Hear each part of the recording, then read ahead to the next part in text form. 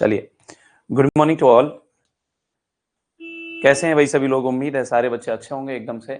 और आज हम डिस्कशन करने वाले हैं कुछ एनक्लेक्स के क्वेश्चंस, जिनमें हम डिस्कस करेंगे एनक्लेक्स का एसिड बेस बैलेंस के क्वेश्चंस जो हैं उनके बारे में डिस्कशन करने वाले हैं। आज का हमारा क्लास एनक्लेक्स से रिगार्डिंग होगा और वो भी कुछ क्वेश्चंस होंगे जो भी हमारे इंपॉर्टेंट क्वेश्चंस होंगे, एसिड बेस बैलेंस से रिलेटेड होंगे। मुझे पूरी उम्मीद है आप सब लोगों को उसका भरपूर लाभ मिल पाएगा। बच्चा मधु, अगर मेरी आवाज आ रही है बच्चा तो जल्दी से एक बार लेते हैं। मधु, अगर मेरी आवाज आ रही है बेटा तो एक बार लें जल्दी से। मधु राठौड़। यस, बहुत बढ़िया बहुत बढ़िया। गुड मॉर्निंग टू ऑल, सभी के गुड मॉर्निंग। यस, क्या मेरी वॉइस आ पा रही है सभी लोगों को? चलिए चलिए ओके, चलिए अगर हम आगे बढ़ते हैं बच्चा। मैंने कहा एसिड बेस बैलेंस में जो हमारा बेसिक कंसेप्ट होगा सबसे पहले बेसिक कंसेप्ट समझाऊंगा मैं और उसके बाद में हम कहानी को आगे बढ़ाएंगे। बेसिक कंसेप्ट बताऊंगा और बेसिक कंसेप्ट के बाद में हम कहानी को आगे बढ़ाएंगे। देखिए बच्चा, अगर मैं सबसे पहले आपसे कहूं कि भाई आपका नॉर्मल एबीजी क्या होता है, मैंने कहा सबसे पहले हमें पता होना चाहिए एबीजी एनालिसिस के बारे में कि हमारा जो एबीजी है उसकी जो नॉर्मल वैल्यूज होती हैं वो क्या होती है सर। तो मैंने कहा बेटा हमारी जो एबीजी एनालिसिस की जो नॉर्मल वैल्यू होती है वो क्या होती है, सुनिए। मैंने कहा हमारी पीएच जो ब्लड की पीएच होती है वो पीएच 7.35 से लेके 7.45 होनी चाहिए। मैंने कहा आपके ब्लड की जो पीएच है वो 7.35 से लेके आपके ब्लड की पीएच 7.45 के बीच में आनी चाहिए। मैंने कहा बेटा अब दूसरी बात, मैंने कहा तीन चीजें देखते हैं हम एबीजी में जो हमारे लिए इंपॉर्टेंट है यहाँ पर, वो तीन चीजें देखते हैं एसिड बेस बैलेंस को पता करने के लिए। मैंने कहा बेटा जी हमें अगर एसिड बेस बैलेंस का पता करना है तो हमें कितनी चीजें देखनी है। मैंने कहा हमें यहाँ पर तीन चीजें देखनी पड़ेंगी। कितनी चीजें देखनी है बच्चा? मैंने कहा तीन चीजें देखनी है। कौन कौन सी देखोगे? मैंने कहा एक तो हम सर देखेंगे पीएच, और मैंने कहा पीएच कितनी होती है? मैंने कहा पीएच जो होती है हमारी 7.35 टू 7.45 होती है। बच्चा क्लियर? मैंने कहा दूसरा देखेंगे पीसीओ2 की वैल्यू। अगर तुम पीसीओ2 की वैल्यू की बातें करोगे तो सर जी पीसीओ2 की वैल्यू होती है 35 से लेके 45 ऑफ एचजी। देखो मेरे साथ में अगर इन क्वेश्चंस को आप अगर प्रैक्टिस करते हैं तो आफ्टर दैट जब हम सेशन के एंड में आएंगे तो आप हर क्वेश्चन का जवाब देने के लिए कैपेबल होंगे, चाहे वो आपका नॉर्मल एसिड बेस बैलेंस हो, चाहे आपका वो जो है आपका कंपनसेशन वाला हो कि कैसे कंपनसेशन अनकंपनसेशन क्या होता है, वो सारी कहानी हम सीख जाएंगे after the end of session.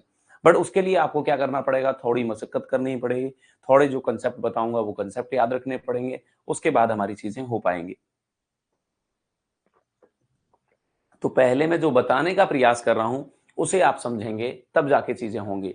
मैंने कहा बेटा जी तीन वैल्यू आपको पता होना चाहिए और SCO3 की नॉर्मल वैल्यू सर जी 22 से लेके 27 मिली इक्विवेलेंट पर लीटर होती है। कितनी होती है? मैंने कहा 22 से लेके 27 मिली इक्विवेलेंट पर लीटर होती है। तीन वैल्यूज को याद रखिए। जब भी हम एसिड बेस बैलेंस की चर्चाएं करेंगे, जब भी हम एसिड बेस बैलेंस की चर्चाएं करेंगे हमारे पास में तीन वैल्यूज अच्छे से पता होनी चाहिए। पहली वैल्यू पीएच पता होनी चाहिए। मैंने कहा पीएच 7.35 टू 7.45 आपकी होती है। PCO2 की बात करें तो 35 से 45 of Hg, partial pressure of CO2 जो होता है वो इतना होता है सर जी। और SCO3 की बातें करें तो SCO3 22 से 27 मिली इक्विवेलेंट पर लीटर रहेगा। ये बात अगर आपको समझ में आ रही है तो मुझे जल्दी से बताएं कि ये बात हमें क्लियर है सर। अगर ये बात आप सब लोगों को क्लियर है तो मैं आगे बढ़ूं, और मैं आगे बढ़ता हूं। बहुत सिंपल कहानी है भाई, कहानी बड़ी सिंपल है। इतना सा कंसेप्ट आने के बाद जो हमें याद रखना पड़ेगा वो क्या याद रखना पड़ेगा सर जी? मैंने सुनिए, देखिए अब मैं कंसेप्ट बताता हूं, कंसेप्ट को सीखिएगा। मैं कंसेप्ट क्या बता रहा हूं, देखो भाई पीएच आपने क्या कहा था? मैंने कहा सर आपने कहा पीएच जो है उसको बताया और आपने पीएच बताया 7.35 टू 7.45। मैंने कहा बेटा अगर, मैंने कहा अगर आपको पीएच इससे नीचे या ये मिले 7.35 मिले या 7.35 से नीचे मिले तो आप एसिडोसिस कहना। मैंने कहा आप कहना एसिडोसिस अगर तुम्हारी पीएच जो मिले। मैंने कहा अगर आपको ब्लड की पीएच 7.35 या इससे नीचे मिले तो आप क्या कहेंगे? मैंने कहा एसिडोसिस कहेंगे। और मैंने कहा बेटा ये या इससे ऊपर मिले तो आप कहना एल्कलोसिस।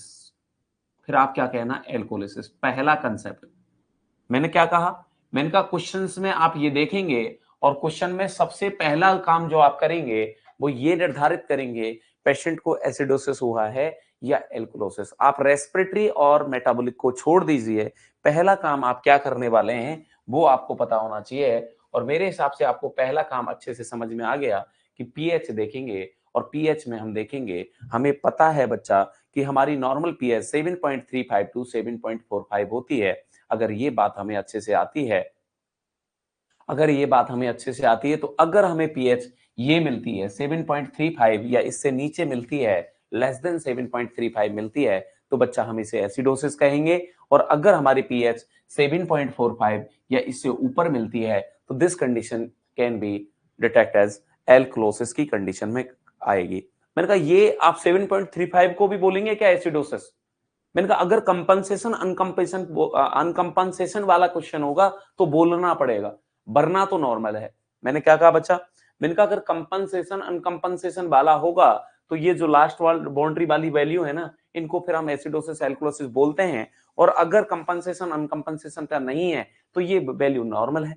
बट मैंने कहा अगर एसिडोसिस एल्कोलोसिस पूछा है, चार ऑप्शन में कोई नॉर्मल नहीं दे रखा, तो इसको एसिडोसिस की तरफ मानेंगे, इसको हम एल्कोलोसिस की तरफ मानेंगे। इस तरीके से हम क्वेश्चंस को सॉल्व करेंगे बच्चा। मेरी बात समझ में आ रही है जो मैं कह रहा हूं? सब लोगों को क्लियर है? मैंने क्या कहा, मैंने कहा दूसरी बात सुनिए, CO2।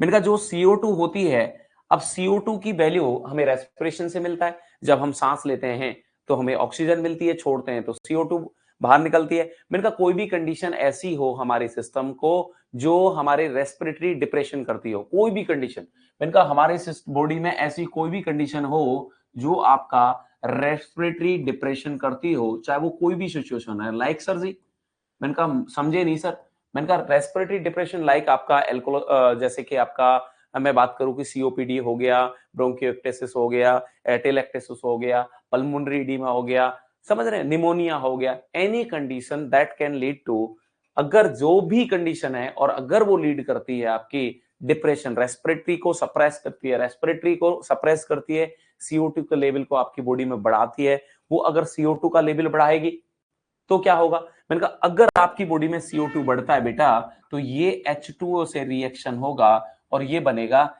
H2CO3। ये क्या बनेगा, H2OCO3 बनेगा, जो एक एसिड होता है।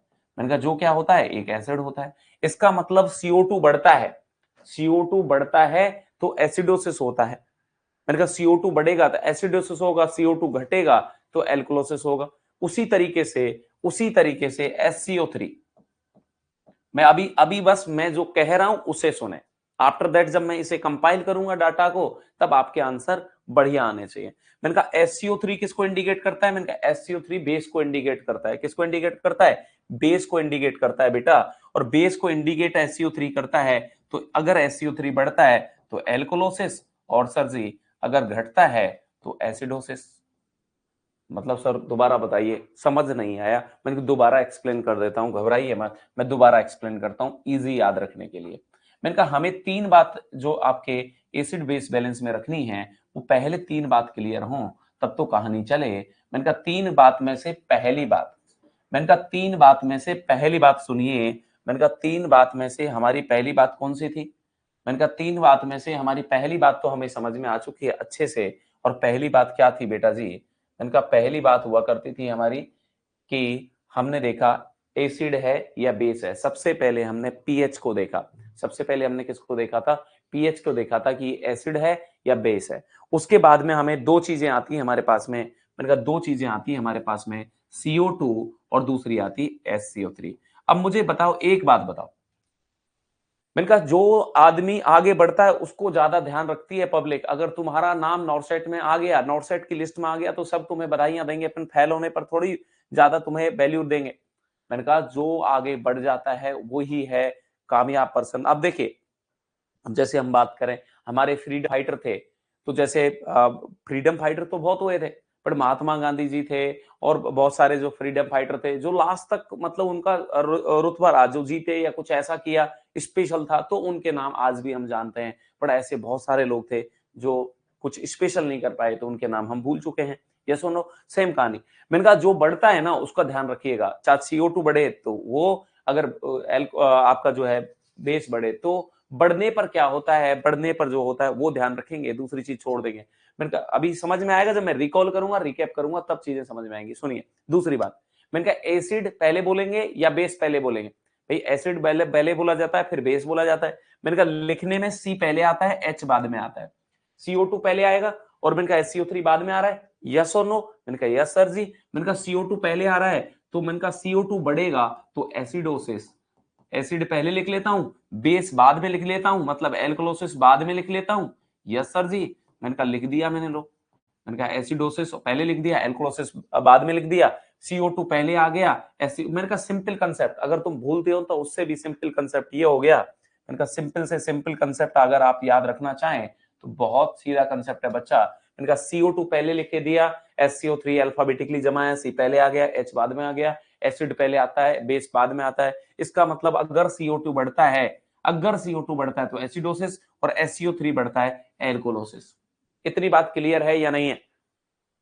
मैंने कहा सीधा कंसेप्ट लिख दिया मैंने। CO2 वैसे अल्फाबेटिकली पहले आ रहा है, SCO3 बाद में आ रहा है, ऐसे कैसे लिख लिया? ये जमाने का तरीका है मैं क्वेश्चन सॉल्व करने का। कंसेप्ट अलग चीज होती है और हमें कैसे क्वेश्चन सॉल्व करने हैं वो अलग चीज होती है। मैं आपको डायरेक्टली वो बता रहा हूं कि आपको कैसे सॉल्व करना है। मेरी बात समझ में आ रही है? मैंने कहा बेटा CO2 कैसे याद रखेंगे? मैंने कहा CO2 बढ़ेगा तो एसिडोसिस, SCO3 बढ़ेगा एल्कोलोसिस। इसका मतलब अगर घटेगा तो उल्टा होगा, CO2 घटेगा तो बढ़ने पर एसिडोसिस होता तो घटने पर एल्कोलोसिस होगा, SCO3 बढ़ेगा तो एल्कोलोसिस होता तो घटने पर एसिडोसिस होगा। ये मेरा बात जो है आपको समझ में आई या नहीं आई? पहले तो इतना सा बता दें कि जो मैं कंसेप्ट बताने जा रहा हूं वो बात समझ में आया या नहीं आया? जल्दी बताओ बेटा जी। अगर कंसेप्ट समझ में आया है तो जल्दी से यस करें, कंसेप्ट क्लियर है। सर कंसेप्ट क्लियर है। चलिए मैं एक क्वेश्चन सॉल्व करके दिखाता हूं। एनक्लेक्स के क्वेश्चंस पे आते हैं उससे पहले हम एक क्वेश्चंस देखते हैं पहले। मैंने कहा बताइए सर कौन सा क्वेश्चन हो सकता है? मैंने कहा एक क्वेश्चन बता देते हैं आपको, ध्यान से सुनिए। मैंने कहा कौन सा क्वेश्चन होता है? मैंने कहा सुनिएगा, मैं आपको क्वेश्चन दे देता हूं। मैं आपको क्वेश्चन दे देता हूं कि एक पेशेंट है, मैंने कहा एक पेशेंट है जिसको पीएच, मैंने कहा एक पेशेंट है जिसकी पीएच है 7.33। मैंने कहा एक पेशेंट है जिसकी पीएच है 7.33 और उसका पीसीओ2 की वैल्यू जो है, मैंने कहा उसकी पीसीओ2 की वैल्यू जो है वो है आपकी 30 और उसका एससीओ3 की जो वैल्यू है, मैंने कहा उसकी एससीओ3 की वैल्यू जो है वो आपकी है बच्चा, एससीओ3 की वैल्यू है आपकी है 20। बताइए ये पेशेंट आपका किस बात से सफर कर रहा है? पहला क्वेश्चन मैं सॉल्व करूंगा, दूसरा क्वेश्चन आप सॉल्व करेंगे। मैं कैसे सॉल्व करूंगा? मैंने कहा सबसे पहले मैं निर्धारित करूंगा इसकी पीएच। मुझे एसिड बेस बैलेंस में सबसे पहला काम होता है पीएच देख के बताना कि पेशेंट को क्या हुआ है। तो पहली पीएच मैंने जैसे देखी, मुझे पता लगा ये तो 7.35 से नीचे है। इसका मतलब ये पेशेंट आपका सफर कर रहा है एसिडोसिस से। ये पेशेंट आपका सफर कर रहा है एसिडोसिस से। पहला कंसेप्ट मेरा क्लियर हो गया। इसका मतलब है मेरा आंसर जो आएगा ना वो 100% एसिडोसिस आएगा। ये बात का मुझे कंफर्म पता हो गया कि जो आंसर आएगा वो कौन सा आएगा। मैंने कहा मेरा आंसर 100% एसिडोसिस आएगा। अब निर्धारित ये करना है कि ये मेटाबॉलिक आएगा या रेस्पिरेटरी आएगा। मैंने कहा देखिए CO2, मैंने कहा CO2 बढ़ती है। मैंने कहा मेरा कंसेप्ट क्या था? मैंने कंसेप्ट में क्या सीखा था कि CO2 बढ़ेगा तो एसिडोसिस CO2 घटेगा, एल्कोलोसिस SCO3 बढ़ेगा, एल्कोलोसिस SCO3 घटेगा तो आपका एसिडोसिस। यही पढ़ा था मैं। अब यहां पर देखा मैंने PCO2, हमें पता है कि PCO2 का नॉर्मल वैल्यू जो होता है वो आपका कितना होता है? मैंने कहा वो आपका 35 से 45 होता है और जो आपका SCO3 होता है सर जी, उसका जो वैल्यू होता है वो आपका 22 से 27 होता है। मुझे बताइए, मुझे तो कंफर्म पता है कि CO2 बढ़ता है तो एसिडोसिस होता है, ये कंसेप्ट मुझे आता है, यस और नो? बट यहां पर अगर आप देखेंगे तो यहां पर CO2 तो घटा है सर। घटा है तो मतलब इसकी वजह से जो कुछ हुआ है, मैंने कहा इसकी वजह से कुछ हुआ है वो तो एल्कोलोसिस हुआ है, यस और नो? मैंने कहा CO2 घटेगा तो एल्कोलोसिस होगा, एसिडोसिस थोड़ी होगा। मैंने कहा यस, ये तो एल्कोलोसिस करवाता। और मैंने कहा अगर SCO3 की बात करें तो SCO3 का लेवल बढ़ता है तो एल्कोलोसिस और SCO3 का लेवल घटता है तो एसिडोसिस। तो यहां तो घटा है सर जी, तो यहां तो मैं एल्कोलोसिस लिख दूं, यस और नो? मैंने कहा ये लिख दिया मैंने, क्या सॉरी, घटा है तो इसलिए मुझे क्या लिखना पड़ेगा? मैंने कहा घटा है इसलिए मुझे यहाँ पर आपका एसिडोसिस लिखना पड़ेगा। यस और नो? मैंने कहा यस सर जी, एसिडोसिस लिखना पड़ेगा। अब देखें, आंसर तो कंफर्म है, पेशेंट का आंसर तो एसिडोसिस आएगा। मैंने कहा आंसर तो कंफर्म है, पेशेंट को एसिडोसिस आएगा, बट यहां पर डिसाइड ये करना है कि रेस्पिरेटरी या मेटाबॉलिक। सर जी आंसर एसिडोसिस, आंसर तो ये रहेगा। ये किससे मैच कर रहा है? ये CO2 वाली वैल्यू से मैच किया या SCO3 से? देखो एसिडोसिस किस में आया? इसमें आया सर, ये मैच किया SCO3 से। और मैंने कहा SCO3 तो आपका रेस्पिरेटरी है नहीं, अगर मैच करता CO2 से तो आंसर आता रेस्पिरेटरी, और ये मैच किया है किससे? SCO3 से, तो इसका आंसर आएगा मेटाबॉलिक। तो patient is, condition is metabolic acidosis. Patient की जो कंडीशन है बच्चा वो क्या है? मैंने कहा ये कंडीशन की, पेशेंट की जो कंडीशन है वो मेटाबॉलिक एसिडोसिस कंडीशन है। क्या मेरे बच्चों को क्वेश्चन समझ में आया या नहीं आया?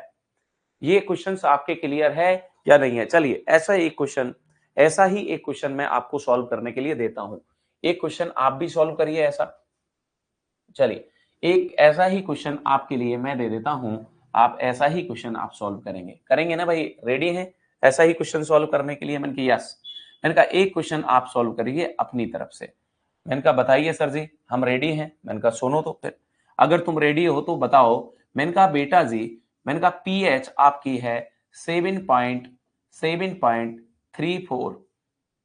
मैंने कहा SCO2 का वैल्यू है, SCO2 का वैल्यू है 80, और आपका HCO3 की वैल्यू जो है, SCO3 की वैल्यू है आपकी 32। SCO3 की वैल्यू है आपकी 32। चलो इस क्वेश्चन को सॉल्व करके बताएंगे। मैंने जैसे स्टेप बताई है ना, 1 बाय 1 स्टेप से ही इस क्वेश्चन को सॉल्व करना, आपका आंसर बहुत बढ़िया आएगा। आपका आंसर बहुत बढ़िया आए इसके लिए आपको क्या करना पड़ेगा? मैंने कहा इसके लिए आपको जल्दी से आंसर करेंगे। मैं आपको समय दे देता हूं, आपको मात्र 1 मिनट का समय मिलेगा जल्दी से आंसर करने के लिए। यस, जल्दी आंसर करें भाई।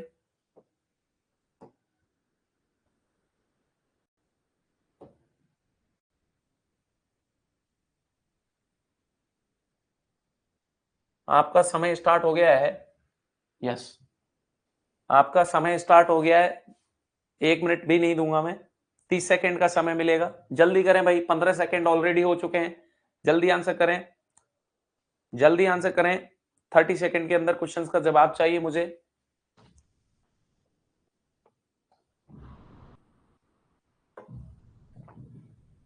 चलिए बहुत बढ़िया। मैं आगे क्वेश्चंस को बढ़ाता हूं, सुनिएगा, मैं सॉल्व करके दे देता हूं। बहुत सारे लोगों ने अच्छा भी आंसर किया है, मैं सॉल्व कर देता हूं। देखिए सर जी, मैंने कहा बेटा जी इसको सॉल्व करना बड़ा इजी है। मैंने कहा पहला डिसाइड किया हमने 7.34, मतलब पेशेंट को क्या हुआ है? मैं क्या एसिडोसिस हुआ है, एसिडोसिस हुआ है पेशेंट को, ये बात तो निर्धारित हो गई। तो मतलब आंसर तो आएगा इसका एसिडोसिस, कंफर्म हो गया, आंसर आएगा एसिडोसिस। अब डिसाइड करना है कि ये रेस्पिरेटरी होगा, मेटाबॉलिक होगा। इस बात को डिसाइड करने के लिए मैंने क्या किया? मैंने कहा CO2 का वैल्यू देखा, CO2 का वैल्यू देखा, मुझे पता है कि CO2 अगर बड़ा होगा तो एसिडोसिस, घटा होगा तो एल्कोलोसिस। और CO2 का लेवल सर जी यहां तो बड़ा हुआ है, यहां 80 आ रखा है, नॉर्मल तो 35 से 45 होता है, आपका वैल्यू बड़ा हुआ है। अगर वैल्यू बड़ा हुआ है, मैंने क्या कहा बच्चा? अगर वैल्यू बड़ा हुआ है तो this is acidosis. Yes sir जी, ये तो है आगे आपका एसिडोसिस। मैंने कहा गुड। और मैंने कहा बेटा SCO3 का लेवल बढ़ता है तो एल्कोलोसिस होता है, और नॉर्मल तो 22 से 27 होता है, ये तो बड़ा हुआ है, ये तो इंडिकेट कर रहा है एल्कोलोसिस को। यस और नो? बच्चा क्लियर है क्या? ये तो इंडिकेट कर रहा है एल्कोलोसिस को। यस सर, सबका क्लियर है? यस, ये तो कर रहा है एल्कोलोसिस को इंडिकेट कर रहा है। तो दिस कंडीशन जब एल्कोलोसिस को लीड कर रही है तो बड़ा इजी हो गया सर हमारे लिए। मैंने कहा क्या इजी हुआ हमारे लिए? मैंने कहा ये किससे मिला?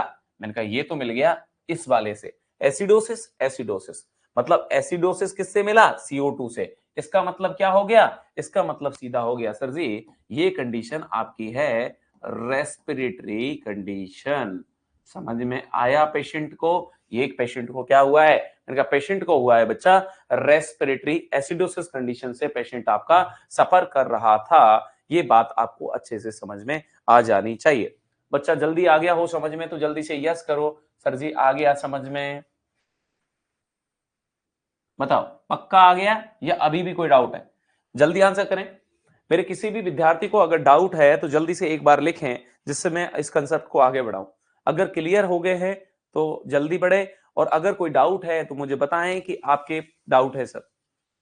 सबको क्लियर है? हर बच्चा जो क्लास में बैठा हुआ है उसको, हर बच्चे को क्लियर है? यस, ओके, बहुत बढ़िया। मैंने कहा एक तो एसिड आउट क्लियर हो गए। दूसरा बात, अगर ये एसिड बेस नहीं देके डायरेक्टली पूछा जाता है कि पेशेंट रेस्पिरेटरी एसिडोसिस है, मेटाबॉलिक एसिडोसिस है, रेस्पिरेटरी एल्कोलोसिस है, मेटाबॉलिक एल्कोलोसिस है, इस तरीके के क्वेश्चन और पूछे जाते हैं। सर कैसे पूछे जाएंगे? मैंने कहा सुनिए, मैंने कहा देखो, जब भी CO2 बढ़ेगा, मैंने कहा कोई भी कंडीशन जहां पर CO2 बढ़ेगा वो कंडीशन लीड करेगी, मैंने कहा क्या लीड करेगी? मैंने कहा वो कंडीशन आपकी लीड करेगी एसिडोसिस, एसिडोसिस को, और अगर घटेगा तो वो कंडीशन करेगी एल्कोलोसिस को, और ये CO2 की वजह से अगर हुआ तो ये रेस्पिरेटरी एसिडोसिस और रेस्पिरेटरी एल्कोलोसिस कहलाएगा। दूसरी कंडीशन SCO3 की वजह से थी। मैंने कहा दूसरी कंडीशन हमने जो देखी थी वो हमने किसकी वजह से देखी थी? मैंने कहा वो दूसरी कंडीशन जो हम देख रहे थे वो तो हम किसकी वजह से देख रहे थे?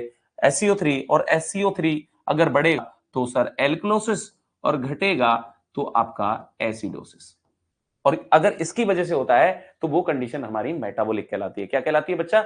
मेटाबॉलिक। सर कैसे, क्या कहना चाहते हैं समझिए। मैंने कहा एक बंदा वॉमिटिंग कर रहा है, मैंने कहा एक बंदा जो है वॉमिटिंग कर रहा है, तो बताओ इसको क्या होगा? मैंने कहा देखिए, हमारे स्टोमक में एसिड होता है, इंटेस्टाइन में बेस होता है। अब मैं, अगर मैं आपसे ये कहूं कि एक व्यक्ति जो है वॉमिटिंग कर रहा है, तो बेटा वॉमिटिंग कर रहा है तो उसके स्टोमक का कंटेंट बाहर आ रहा है, और स्टोमक में क्या था? मैंने कहा एसिड।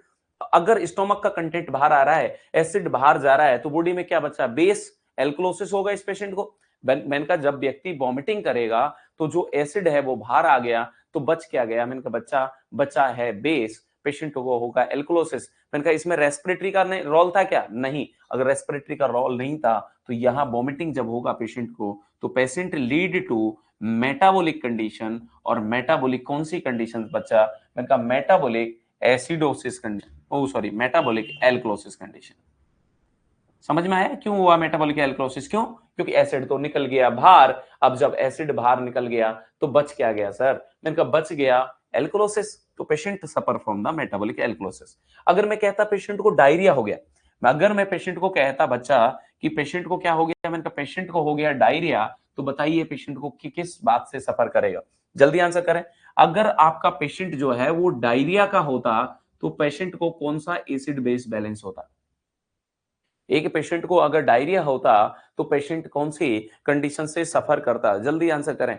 यस, मैंने कहा अगर डायरिया होता तो इंटेस्टाइन का कंटेंट बाहर निकलता, और इंटेस्टाइन में तो सर बेस होता है, और अगर इंटेस्टाइन का कंटेंट बाहर निकल गया, बेस बॉडी से बाहर निकल गया, पेशेंट सफर करेगा एसिडोसिस से। और बट यहाँ डायरिया है, या तो रेस्पिरेटरी की बात ही नहीं हुई है, और मैंने कहा जब बच्चा रेस्पिरेटरी की बात ही नहीं हुई है तो patient is suffer from the आपका कौन सा? मैंने कहा पेशेंट सफर फ्रॉम द आपका मेटाबॉलिक। पेशेंट किससे सफर करेगा? मेटाबॉलिक आपका क्या होगा? मैंने कहा आपका पेशेंट सफर करेगा बच्चा metabolic, patient suffer from the metabolic acidosis, patient suffer from the metabolic acidosis. और एसिडोसिस क्यों हुआ? क्योंकि बेस बाहर निकल गया। मैंने कहा बॉडी से निकला बेस बाहर, बचा क्या बॉडी में? एसिड, तो मेटाबॉलिक एसिडोसिस हो गया। अगले क्वेश्चन का जवाब दें मुझे। एक व्यक्ति है उसने एसिड पी लिया, मैंने कहा एक व्यक्ति है जिसने एसिड पी लिया, एसिड बाहर रखा था, उसने एसिड को क्या कर लिया? इंजेस्ट कर लिया। मैंने कहा अगर उसने एसिड को इंजेस्ट कर लिया तो बताओ ये पेशेंट कौन सी कंडीशन से सफर करने वाला है? मेरे जल्दी से बच्चों, जल्दी आंसर करें। मैंने कहा ये पेशेंट आपका इंजेस्ट किया है एसिड को, तो इस पेशेंट को क्या होगा? इसकी बॉडी में क्या बढ़ेगा? एसिड। भाई इसने एसिड को पी लिया, इंजेस्ट कर लिया, तो इसको तो एसिड होगा। अरे बेटा रेस्पिरेटरी क्यों होगा? जब इसने पिया है, रेस्पिरेशन थोड़ी हुआ है, रेस्पिरेटरी की बात ही नहीं हुई है बेटा, पीने की बात हुई है, जीआई की बात हुई है। यस, तो एसिडोसिस होगा, और वो भी कौन सा होगा? मैंने कहा मेटाबॉलिक वाला। इसने अगर बेस पी लिया होता तो इसको हो गया मेटाबॉलिक एसिडोसिस। क्या हो गया बच्चा? इसको मेटाबॉलिक एसिडोसिस हो, पिया है ना, पिया है, इसको रेस्पिरेशन प्रॉब्लम थोड़ी आई। मैंने कब कहा कि इसको रेस्पिरेटरी प्रॉब्लम आई? मैंने तो कहा इसने पिया है। मैंने कहा इसने पिया है तो मेटाबॉलिक। और एसिडोसिस क्यों? क्योंकि एसिड पिया है। बेस पीता तो क्या होता? मैंने कहा मेटाबॉलिक एल्कोलोसिस हो जाता। क्या मेरी बात समझ में आ रही? यस। मैंने कहा बेटा आप तो मुझे ये बताइए, एक पेशेंट है, मैंने कहा एक पेशेंट है जिसको क्या हो गया? एक पेशेंट है जो कि आपका सीओपीडी का है, एक पेशेंट है जो आपका सीओपीडी का है, बताओ इसको कौन सा एसिड बेस बैलेंस होगा? मैंने कहा एक पेशेंट है जो सीओपीडी का है, बताइए इस पेशेंट को क्या होने वाला है? इस पेशेंट को क्या होने वाला है? जल्दी आंसर करें। एक पेशेंट है सीओपीडी का, इसको क्या होगा? सर जी, सीओपीडी का पेशेंट है, सीओपीडी का पेशेंट है, इसका मतलब इसके अंदर CO2 रिटेन हो रही है और CO2 बढ़ रहा है। अगर CO2 बढ़ेगा, मैंने क्या कहा बच्चा, अगर CO2 बढ़ेगा तो this condition can lead to acidosis. ये कंडीशन आपकी किसको लीड करेगी? मैंने कहा एसिडोसिस को लीड करेगी, और मैंने कहा CO2 की वजह से हो रहा है बेटा जी, तो दिस कंडीशन इज आपका रेस्पिरेटरी एसिडोसिस। ये कंडीशन आपकी क्या कहलाएगी? मैंने कहा ये कंडीशन आपकी रेस्पिरेटरी एसिडोसिस कहलाएगी। बच्चा क्लियर है या नहीं है? ये बात समझ में आई? चलिए एक और वन मोर क्वेश्चन और देखते हैं हम। मैंने कहा देखिए, अगर मैं आपसे पूछता एक पेशेंट है वेंटिलेटर पर और आपने पेशेंट को कर दिया हाइपर वेंटिलेट। मैंने कहा एक पेशेंट है आपका वेंटिलेटर पर और आपने कर दिया पेशेंट को हाइपर वेंटिलेट, बताइए इसके अंदर कौन सा एसिड बेस इम्बैलेंस होगा? कौन सा एसिड बेस इम्बैलेंस से ये पेशेंट आपका सफर करने वाला है? जल्दी से आंसर बताएं। मैंने कहा कौन सा एसिड बेस बैलेंस से ये पेशेंट सफर करेगा? मैंने कहा बहुत बढ़िया, सब लोगों ने बढ़िया आंसर किया। हाइपर वेंटिलेट कर दिया, इसका मतलब हाइपर वेंटिलेशन कर दिया, इसका मतलब है CO2 को बाहर निकाल दिया, ऑक्सीजन को ज्यादा दे दिया। इसका मतलब CO2 का क्या हो गया? मैंने कहा इसका मतलब हो गया CO2 की कमी होगी, और CO2 की कमी होगी तो मैंने कहा क्या होगा? एल्कोलोसिस। यस और नो? मैंने कहा एल्कोलोसिस, और किसकी वजह से हुआ है? CO2 की वजह से। तो this is known as respiratory alkalosis. बच्चा क्लियर है क्या? मैं जो आपको कंसेप्ट समझा रहा हूं वो कंसेप्ट आपके क्लियर हैं तो जल्दी से बताइए। देखो अभी तो मैंने एनक्लेक्स का एक भी क्वेश्चन स्टार्ट नहीं किया। सबसे पहले मैं इसका बेसिक्स जो है, आपके एनक्लेक्स का जो एसिड बेस बैलेंस का जो बेसिक है कि आपको कंसेप्ट लगाने कैसे हैं वो सिखा रहा हूं। अगर ये सीखे तो अपने क्वेश्चंस को सॉल्व करना बड़ा इजी होगा, बहुत इजीली हम क्वेश्चंस को कवर कर लेंगे। तो पहले आप ये तो सीखें कि हमें कैसे करना है। बच्चा क्लियर हो गया तो जल्दी से यस करें सर जी। अब मैं एक चीज की तरफ बढ़ूंगा और वो सुनिएगा, कंपनसेशन अनकंपनसेशन। अगला कंसेप्ट जो मैं समझाने जा रहा हूं वो हमारा अगला क्वेश्चन है, कंपनसेशन एंड अनकंपनसेशन। देखिए पहले कंपनसेशन अनकंपनसेशन का ही क्वेश्चन है, इसलिए पहले कंपनसेशन और अनकंपनसेशन का कंसेप्ट भी हम सीख लेते हैं। सुनिएगा।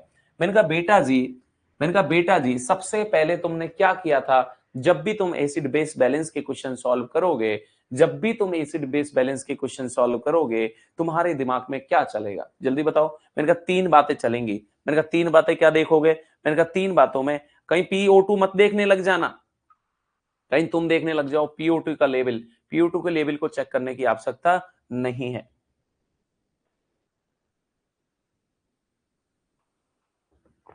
मैंने कहा क्या देखोगे? तो मैंने कहा क्या देखोगे? मैंने कहा हम देखेंगे, मैंने कहा हम देखेंगे पीएच, CO2, SCO3। मात्र तीन वैल्यू से ही हमारा क्वेश्चन सॉल्व हो जाएगा।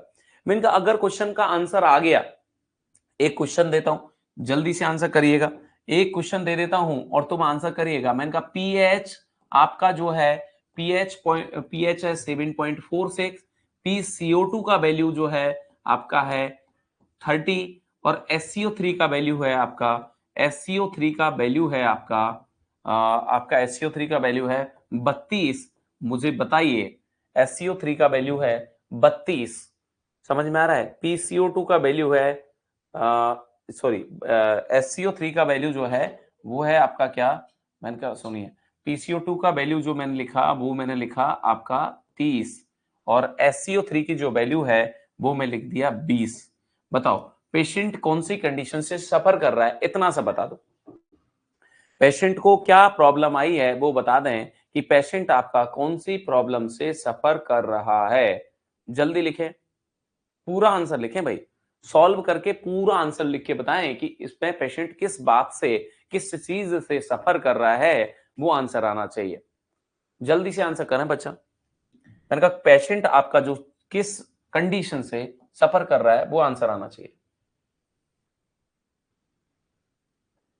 सबके अपने अपने आंसर आने चाहिए, जैसे मैंने बताया वैसे भाग के नहीं बताएं। सर हम तो बड़े ज्ञानी बच्चे हैं, डायरेक्ट आंसर करेंगे, डायरेक्ट आंसर नहीं करेंगे।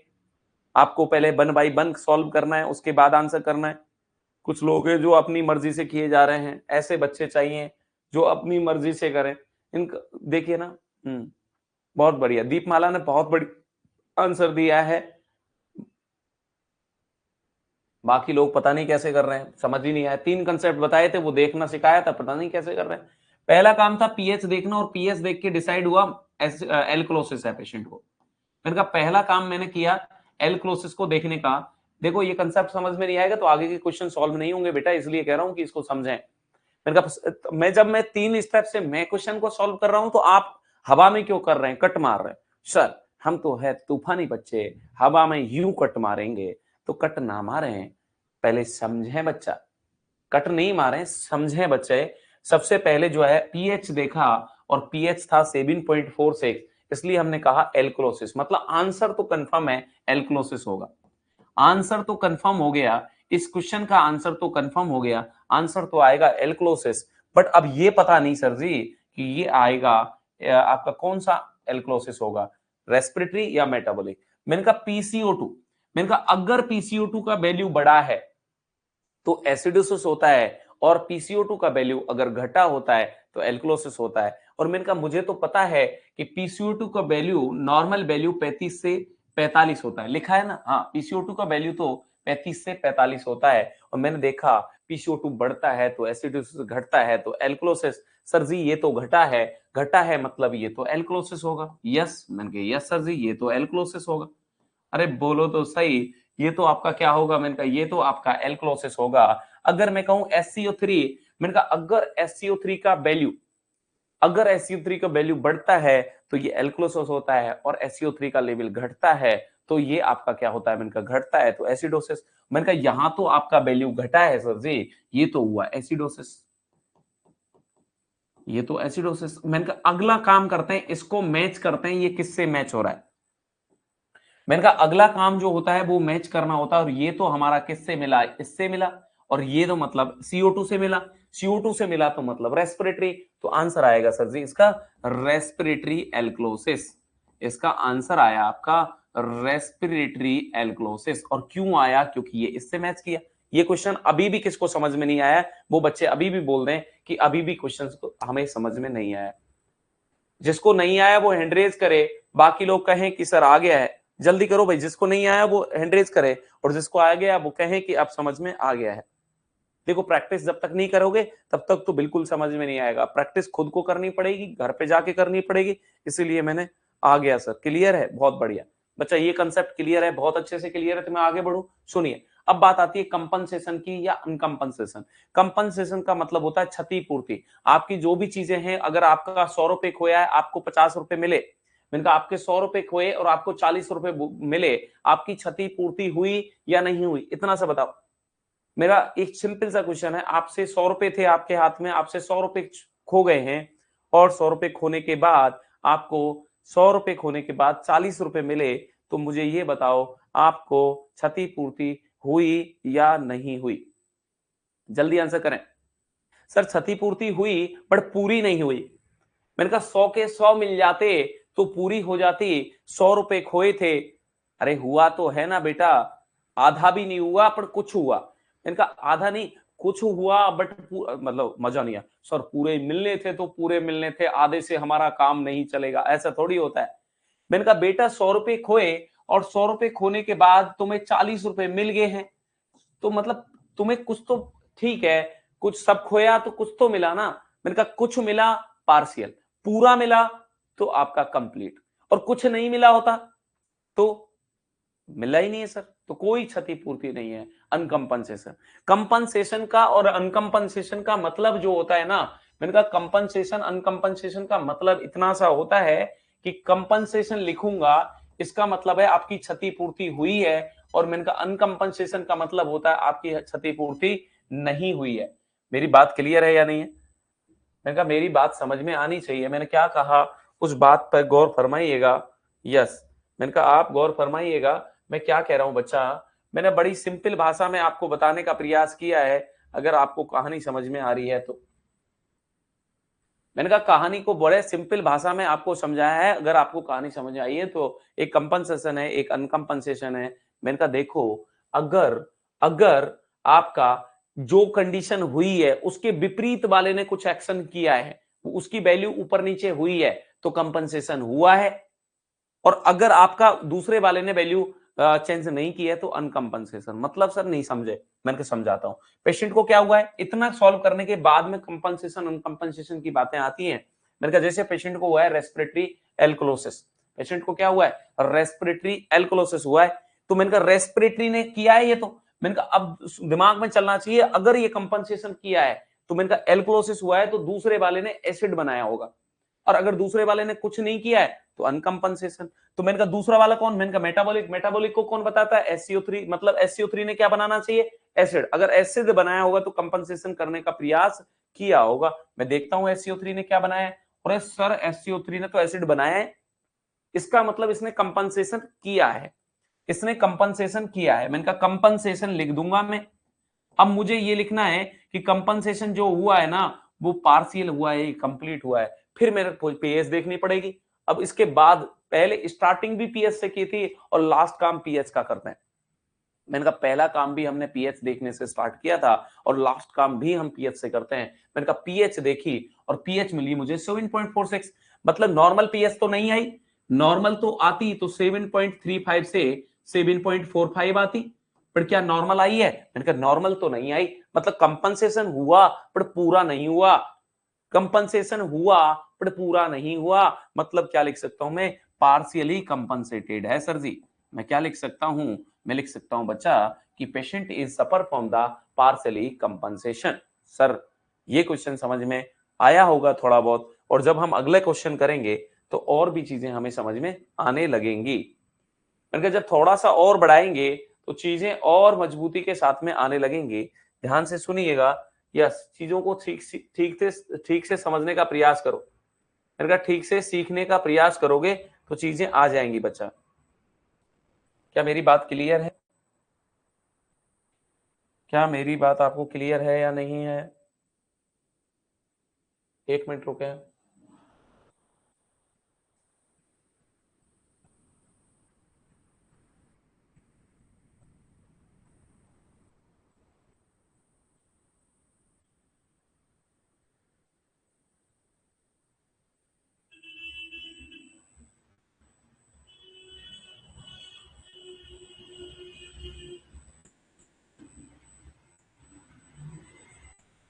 बताइए क्या मेरी कहानी क्लियर है या नहीं है, या इसमें भी कोई डाउट है आपको? मैंने कहा पहला क्वेश्चन सॉल्व करेंगे। अब मैंने कहा पहला क्वेश्चन हम सॉल्व करके देखेंगे, पहले क्वेश्चन को हम सॉल्व आउट करेंगे और मुझे पूरा उम्मीद है आप समझेंगे मेरे क्वेश्चंस को। क्या पहला क्वेश्चन आपको रीड आउट हो रहा है? मैंने कहा देखते हैं। मैंने कहा पहला क्वेश्चन ये कह रहा है कि the nurse review the arterial blood gas result of the client and note that the following pH is 7.45। PH कितनी आ रही है? मैंने कहा पीएच आ रही है 7.45। यस सर जी, बिल्कुल क्लियर। मैंने कहा सुनिए, उसके बाद में इसने लिखा 30 PCO2 का वैल्यू। मैंने कहा पीएच का वैल्यू आपको समझ में आ गया? यस। मैंने कहा CO2 का वैल्यू कितना लिखा हुआ है? मैंने कहा CO2 का वैल्यू लिखा है 30। बहुत बढ़िया सर जी। और मैंने कहा और देखते हैं SCO3 का वैल्यू कितना लिखा है? 20। SCO3 का वैल्यू कितना लिखा है? मैंने कहा 20। मैंने कहा बहुत बढ़िया बेटा जी।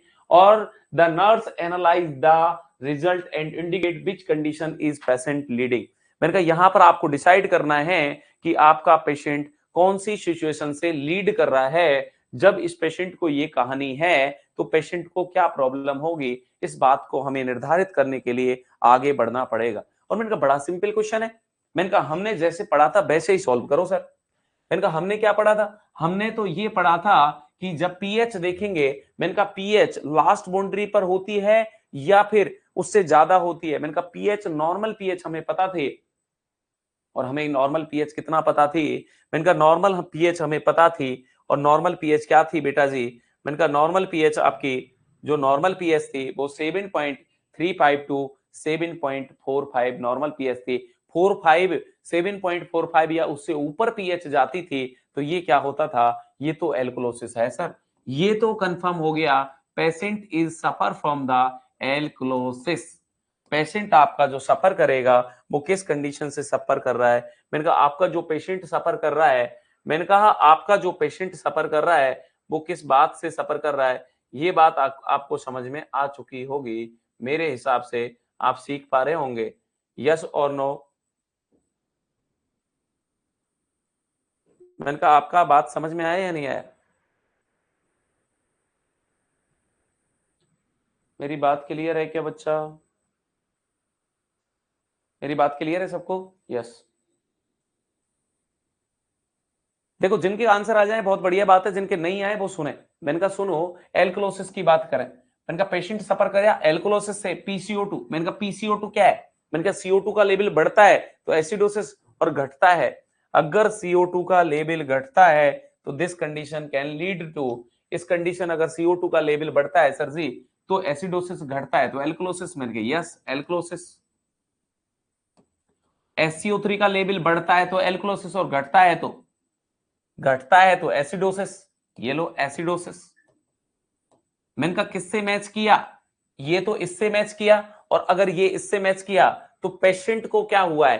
मैंने कहा पेशेंट को हुआ है रेस्पिरेटरी एल्कोलोसिस। तो इसमें ऑप्शन देखते हैं। मैंने कहा मेटाबॉलिक वाले तो काट ही दो, जो मेटाबॉलिक वाले हैं वो तो काट ही दो। यस और नो? मेटाबॉलिक वाले तो काट ही दिए। अब हमारे पास में ऑप्शन बचा रेस्पिरेटरी एल्कोलोसिस। तो हमारे पास में दोनों में ही रेस्पिरेटरी, एक रेस्पिरेटरी एल्कोलोसिस, तो आंसर तो देखो एसिडोसिस है ही नहीं, तो आंसर एसिडोसिस तो है ही नहीं, तो ये तो ऐसे कट गया, आंसर तो सीधा ही आ गया। मैंने कहा मैंने ये कंपनसेशन और अनकंपनसेशन निकाला भी नहीं, मैंने कहा मैंने तो इसको सॉल्व करने का भी प्रयास नहीं किया, तब भी ये क्वेश्चन का आंसर डायरेक्टली आ गया, क्योंकि मेटाबॉलिक इस क्वेश्चन का आंसर है नहीं, और आपका मेटाबॉलिक नहीं है तो दो ऑप्शन तो ऐसे चले गए। और मैंने कहा तीसरा ऑप्शन ये था कि रेस्पिरेटरी एल्कोलोसिस आंसर है।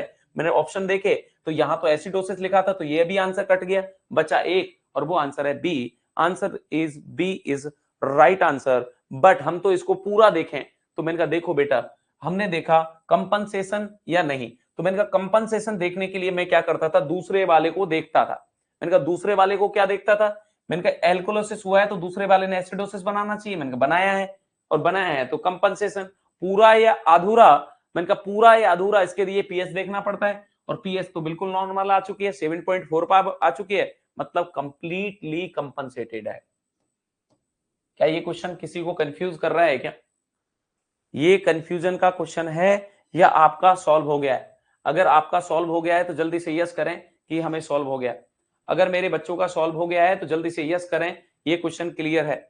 अगर ये क्वेश्चन क्लियर है तो मैं नेक्स्ट क्वेश्चन की तरफ बढ़ता हूं, नेक्स्ट क्वेश्चन को सॉल्व करते हैं।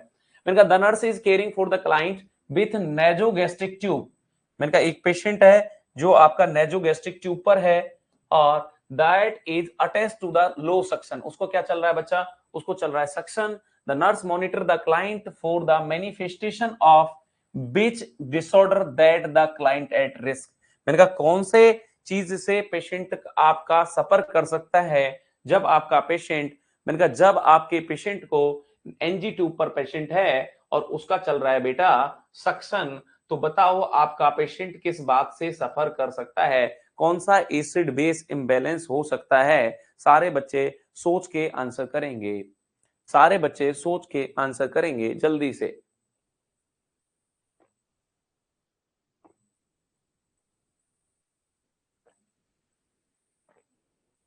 सबका आंसर आ गया?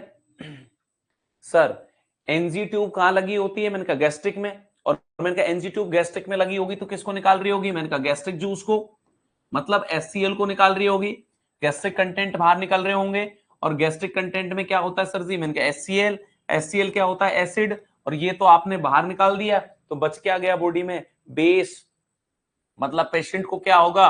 मैंने कहा पेशेंट को होगा एल्कोलोसिस। इतनी बात तो समझ में आई कि पेशेंट को होगा एल्कोलोसिस। बात समझ आई या नहीं आई? मैंने कहा ये बात तो समझ में आई। ये बात समझ में आने का मतलब है आंसर होगा एल्कोलोसिस, तो एसिडोसिस तो आंसर हो ही नहीं सकता, तो जहां जहां एसिडोसिस लिख रहा है वो तो मैं काट दिया।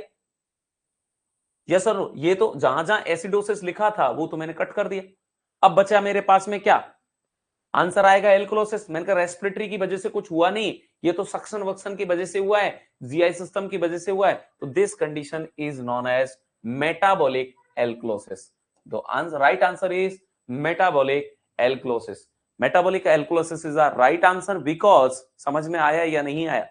मेटाबॉलिक एल्कोलिसिस इस क्वेश्चन का आंसर क्यों था बच्चा, वो आपको समझ में आना चाहिए कि मेटाबॉलिक एल्कोलिसिस इस क्वेश्चन का आंसर क्यों हुआ करता है। जल्दी आगे आंसर सबका, सारे बच्चों का क्लियर है तो मैं नेक्स्ट क्वेश्चन की तरफ बढ़ता हूं और आपका नेक्स्ट क्वेश्चन है ये। इस क्वेश्चन का जवाब आप जल्दी से देंगे, मैं आपका 30 सेकंड का वेट करूंगा और 30 सेकंड में आज यहीं तक डिस्कस करेंगे। अगले सेशन में जब मैं आऊंगा इसको 2 पार्ट में करना पड़ेगा क्योंकि अभी टाइम की बड़ी शॉर्टेज है और हम ज्यादा टाइम ले नहीं सकते इस टाइम, तो अभी हम जो है इसको हमें यहीं पर रखना पड़ेगा। नेक्स्ट सेशन में इसके पार्ट सेकंड के साथ में आएंगे तो इसके बचे हुए जो क्वेश्चन हैं उनको मैं सॉल्व करूंगा। इस क्वेश्चन को आप सॉल्व करके बताइए कि इस क्वेश्चन का बढ़िया आंसर क्या हो सकता है। इस क्वेश्चन का बढ़िया आंसर क्या हो सकता है, जल्दी से इस क्वेश्चन को सॉल्व करें और आंसर लिखने का प्रयास करें। सारे लोग आंसर करेंगे बच्चा, इस क्वेश्चन का आंसर क्या हो सकता है, आराम से सोचिएगा फिर आप आंसर करिएगा। सारे लोग आंसर करें और सोचें और आंसर करने का प्रयास करें। गुड, सब लोग कोशिश करें, अच्छा कोशिश करेंगे तो बेहतरीन आंसर आएगा, पर बेहतरीन आंसर तभी आएगा जब आप प्रयास करेंगे, तो हमें प्रयास करना चाहिए। चलिए, ज्यादातर लोगों के आंसर आने लगे हैं, मैं एक बार मैं खुद कर देता हूं इसको सॉल्व। देखिए बेटा, a client with A 3 day history of nausea and vomiting. अब क्लियर हो गया, सीधा ही आंसर तो तुम्हारा यहीं से क्लियर हो गया। यहां से क्या क्लियर हुआ, मैंने कहा नोजिया और वॉमिटिंग हो रही है एक व्यक्ति को, आंसर तो यहीं से क्लियर हो गया। मैंने कहा अगर वॉमिटिंग हो रही है, मैंने कहा यहीं से क्लियर हो गया, अगर किसी पेशेंट को वॉमिटिंग हो रही है इसका मतलब क्या हुआ, मैंने कहा इसका मतलब ये हुआ उसकी बॉडी से HCl निकल गया बाहर। मैंने कहा उसकी बॉडी से निकल गया HCl बाहर, और अगर बेटा LCl बाहर निकल गया तो पेशेंट को हो गया एल्कोलोसिस। पहला क्वेश्चन समझ में आना चाहिए। मैंने कहा 3 दिन से उसको वॉमिटिंग हो रही थी, मैंने कहा 3 दिन से वॉमिटिंग हो रही थी और 3 दिन से वॉमिटिंग हो रही थी तो पेशेंट का एसिड निकल गया बाहर, और पेशेंट का एसिड बाहर निकल गया, पेशेंट को हो गया एल्कोलोसिस। इतना बात तो हमें यहीं पर क्लियर हो गया। मैंने कहा क्वेश्चन को और पढ़ते हैं। Present to the emergency department, वो इमरजेंसी डिपार्टमेंट में आया है। The client is hypoventilating and has respiratory rate of 10 breath per minute. अब यहां पर हमें समझना चाहिए, मैंने कहा मैं पहले ही बता चुका हूं, मैंने कहा जब किसी पेशेंट को जो बीमारी होती है उसके विपरीत में हमारी बॉडी उसे क्या करती है, कॉप करने का प्रयास करती है। मैंने कहा कंपनसेशन करने का प्रयास किया होगा। अगर कंपनसेशन इसको हुआ है एल्कोलोसिस, मैंने कहा इसको तो मेटाबॉलिक एल्कोलोसिस हुआ है। अब मैंने कहा इसको जब मेटाबॉलिक एल्कोलोसिस हुआ है तो तुम्हारा रेस्पिरेटरी इसको कंपनसेट करने के लिए एसिड बनाएगा, और एसिड बनाएगा तो CO2 बढ़ाएगा, CO2 बढ़ाएगा तो रेस्पिरेटरी रेट कम हो जाएगी। तो मैंने कहा ये जो CO2 आपका बढ़ाने के लिए इसने क्या कर दिया है, हाइपोवेंटिलेट कर दिया है उसकी रेस्पिरेटरी। ये तो क्या कर रहा है, ये एसिडोसिस नहीं बोलेंगे इसको, ये तो क्या कर रहा है, कंपनसेट कर रहा है। मैंने बोला था ना, मैंने क्या बोला था, मैंने कहा एक सिस्टम जब आपका, मैंने कहा एक सिस्टम आपका जब क्या करता है, फिर प्रॉब्लम क्या है पेशेंट को, प्रॉब्लम तो वॉमिटिंग है बेटा, प्रॉब्लम हाइपोवेंटिलेटिंग थोड़ी है, प्रॉब्लम उसका जो है ब्रीथ कम होना थोड़ी है, पेशेंट को प्रॉब्लम है वॉमिटिंग, पेशेंट को प्रॉब्लम ये नहीं है। मैंने कहा देखो दोबारा क्वेश्चन को रीड करो। A client with the 3 day history of the nausea and vomiting, patient को नोजिया एंड वॉमिटिंग चल रहा है, प्रॉब्लम है वॉमिटिंग, पेशेंट को वॉमिटिंग है, इसकी वजह से पेशेंट जब आपके इमरजेंसी डिपार्टमेंट में आया तो उसको हाइपोवेंटिलेशन और रेस्पिरेटरी रेट कम देखने को मिली। क्यों देखने को मिली, कंपनसेशन कर रहा होगा सर जी। पेशेंट को हुआ क्या है, मैंने कहा पेशेंट को तो वॉमिटिंग हुई है तो HCl बाहर निकल गया, HCl बाहर निकल गया तो एल्कोलोसिस हो गया, मेटाबॉलिक एल्कोलोसिस हुआ होगा। यस और no. The electrocardiogram monitor the display the tachycardia, the heart rate is 120 per minute, heart rate बढ़ी हुई है, arterial blood gas are drawn and the nurse review the result expecting to note which condition. मैंने कहा हम तो ये देखेंगे alkalosis, हम तो देखेंगे एल्कोलोसिस, बट यहां पर कोई ऑप्शन नहीं दिया एसिडोसिस और एल्कोलोसिस का, तो मैं बताता हूं। मैंने कहा एल्कोलोसिस जब होता है तो हमारी पीएच 7.45 से ऊपर देखने को मिलेगी। मैंने कहा पीएच हमें कैसी देखने को मिलेगी, पीएच बढ़ी हुई देखने को मिलेगी या घटी, मैंने कहा पीएच तो बढ़ी हुई देखने को मिलेगी। यस और नो, मैंने कहा पीएच तो बढ़ी हुई देखने को मिलेगी। और मेटाबॉलिक हुआ है, रेस्पिरेटरी नहीं हुआ, मेटाबॉलिक होता है तो क्या बढ़ा मिलेगा, SCO3 का लेवल भी हमें बढ़ा हुआ देखने को मिलेगा। यस सर जी, SCO3 का, क्योंकि मेटाबॉलिक कंडीशन को SCO3 इंडिकेट करती थी, तो मेटाबॉलिक में SCO3 का लेवल मैं देखता हूं यहां पर। मैंने कहा डिक्रीज पीएच, मैंने कहा जहां जहां पीएच लिखा था वो तो आपका बढ़ा आना चाहिए। मैंने कहा जहां जहां पीएच लिखा था वो तो आपका क्या आना चाहिए, मैंने कहा बढ़ा।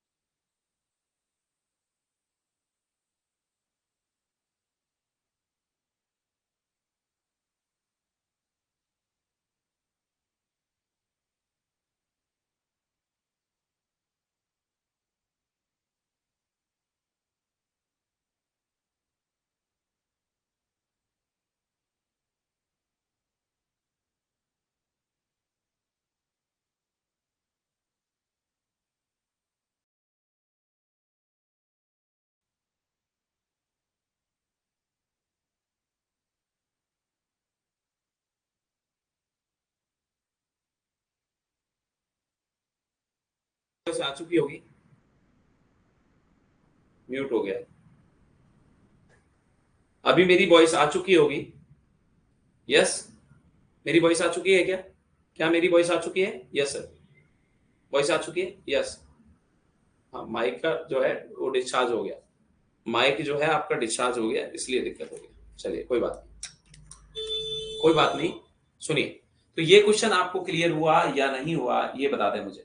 अगर ये क्वेश्चन आपका क्लियर हुआ या नहीं हुआ ये बताएं। इनका पहले ये क्वेश्चन आपका गलत हुआ होगा, पर अब ये क्वेश्चन आपका बहुत बेहतरीन तरीके से समझ आ गया होगा। मुझे पूरी उम्मीद है ये क्वेश्चन आपको अब ठीक से समझ आ गया होगा कि इस क्वेश्चन का आंसर ये क्यों आया है।